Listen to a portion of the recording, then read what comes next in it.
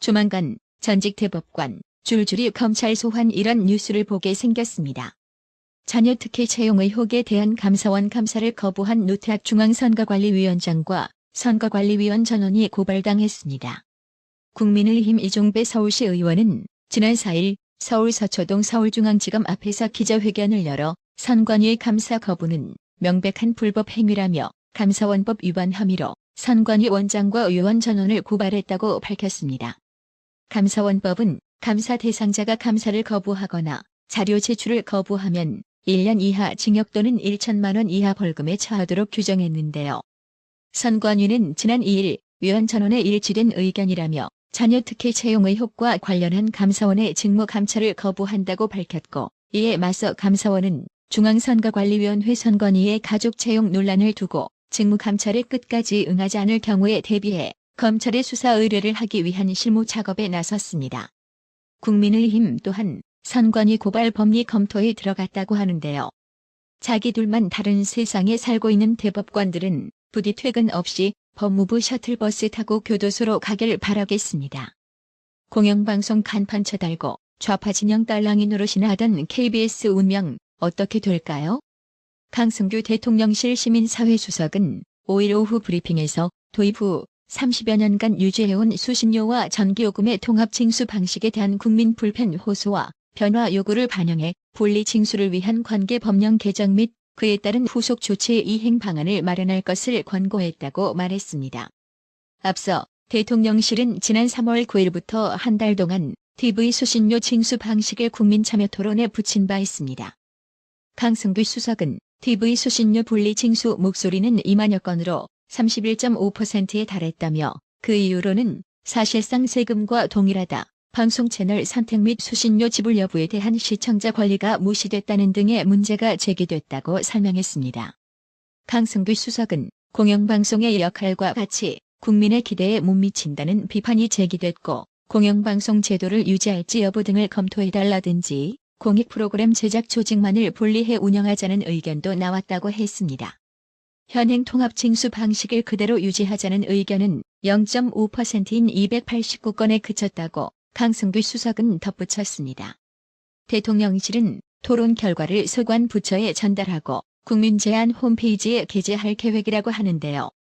수신료를 좌우 가리지 않고 강제 징수하면서 방송 형태는 좌파 진영 논리를 우선 대변하는 KBS, 돈줄 끊겨봐야 정신 챙길 겁니다. 현 총리를 불과 하루 앞둔 지난 5일 민주당은 혁신기구 위원장에 이래경 사단법인 다른백년 명예이사장을 임명했는데요. 이재명은 이날 국회에서 열린 최고위원회의에서 민주당 혁신기구를 맡아서 이끌 책임자로 사단법인 다른백년의 이래경 이사장님을 모시기로 했다며 새로운 혁신기구 명칭과 역할 등에 대한 것은 모두 혁신기구의 전작으로 맡기겠다고 밝혔습니다. 문제는 바로 터졌는데요. 바로 이래경의 과거 천안함 자폭설 망언과 함께 윤 대통령을 윤가라 부르며 퇴진을 주장하는 등 대외 정책에선 반미, 친중 노선을 일관되게 고수해온 전력이 이래경의 페이스북 글을 통해 밝혀졌기 때문입니다. 결국 혁신위원장직에 선임된 이후 천안함 자폭설 등 과거 발언이 논란이 되자 더불어민주당 혁신기구 위원장으로 임명된 이래경 다른백년 명예이사장이 5일 선임된 지 반나절 만에 사의를 표명했는데요. 약 9시간 만에 사의를 표한 겁니다. 이래경이라는 인간은 자진 사퇴했지만 민주당 내에선 이재명 책임론이 불거졌는데요. 이상민 더불어민주당 의원은 6일 이래경 다른백년 명예이사장이 당 혁신위원장으로 임명됐다가 과거 발언 논란 등으로 9시간 만에 사퇴한 것을 두고 이재명이 사퇴를 하루라도 빨리 해야 될 것이라고 책임을 물었습니다. 이상민 의원은 이날 오전 CBS 라디오 김현정의 뉴스쇼에 출연해 위원장 인선의 공론화 작업도 없고 검증도 제대로 안 된 상태가 이재명 체제의 본질적인 결함이라며 이같이 말했습니다. 이상민 의원은 이재명이 졸속 부실 인사 참사라는 비판에서 자유로울 수가 없다며 지금 이재명이 영향력이 막대하게 미치는 상황 속에서 당내 강성들도 득세하고 있고 팬덤이 득실거리고 공격하는 상황에서 온전하게 혁신위의 리더십이 있을 수 있겠느냐고 반문했습니다. 아울러 이래경 씨 본인도 위원장 임명을 전날 통보를 받았다는데 이렇게 해서는 안 된다면서 이재명이 이래경 씨에 대한 추천과 검증 과정을 당원과 국민들한테 자세히 밝히고 그에 따라 책임 문제도 분명히 물어야 한다고 주장했습니다. 또한 이상민 의원은 추천이나 부실에 대해 이재명이 근본적인 책임을 정도에 따라서 져야 한다며 이 문제에 있어서는 당원과 국민들께 죄송하다는 사과는 있어야 되지 않겠냐고 강조했습니다. 이어 그 정도도 안 하고 그냥 대충 그냥 얼렁뚱땅 넘어갈 일은 아니라고 생각한다고 덧붙였는데요. 그렇습니다. 대통령실 법무부 인사검증을 문제 삼았던 민주당이 극좌 노선을 지향한 게 아니다라고 한다면 이 문제는 반드시 이재명이 책임져야 할 사안인 겁니다. 정부가 최근 3년간 비영리 민간단체에 지급된 국고보조금 사업에 대한 감사를 실시한 결과 총 1,865건, 금액으로는 314억 원의 부정사용 비위를 확인했다고 밝혔습니다. 정부는 이를 전액 환수하고 비위 정도가 심한 86건에 대해서는 형사고발 조치하기로 했습니다.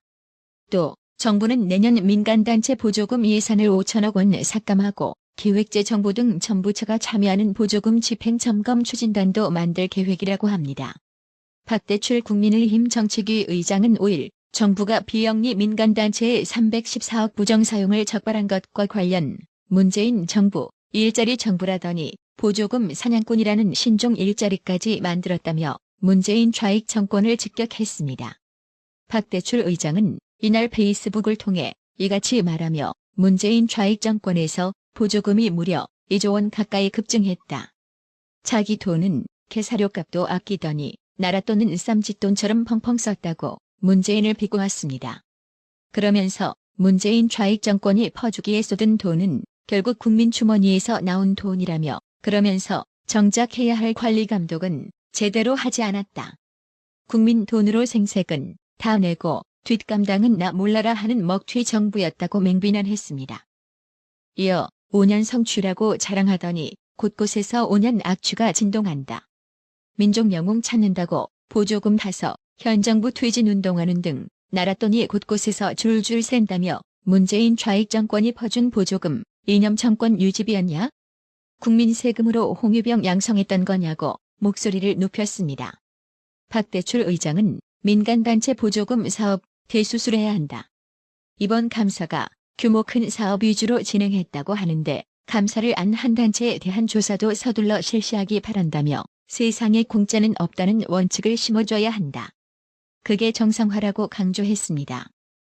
전국 1만 5천 명 이상의 어민들이 가입한 국내 최대 규모 단체 전국연안 어업인연합회가 일본 후쿠시마 오염수 방류를 지속해서 반대한 석윤열 서울대 원자핵공학과 명예교수를 고발했습니다. 연합회는 지난 2일 충남 태안경찰서에 명예훼손 등의 혐의로 석윤열 교수에 대한 고발장을 제출했습니다.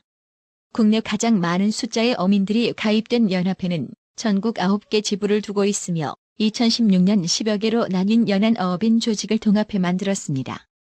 앞서 석윤열 교수는 여러 매체를 통해 동해로 오염수가 유입되기까지 5개월에서 7개월이 걸린다. 깨끗한 물이라면 안 버릴 것 같다. 공업용수, 농업용수로 쓴다.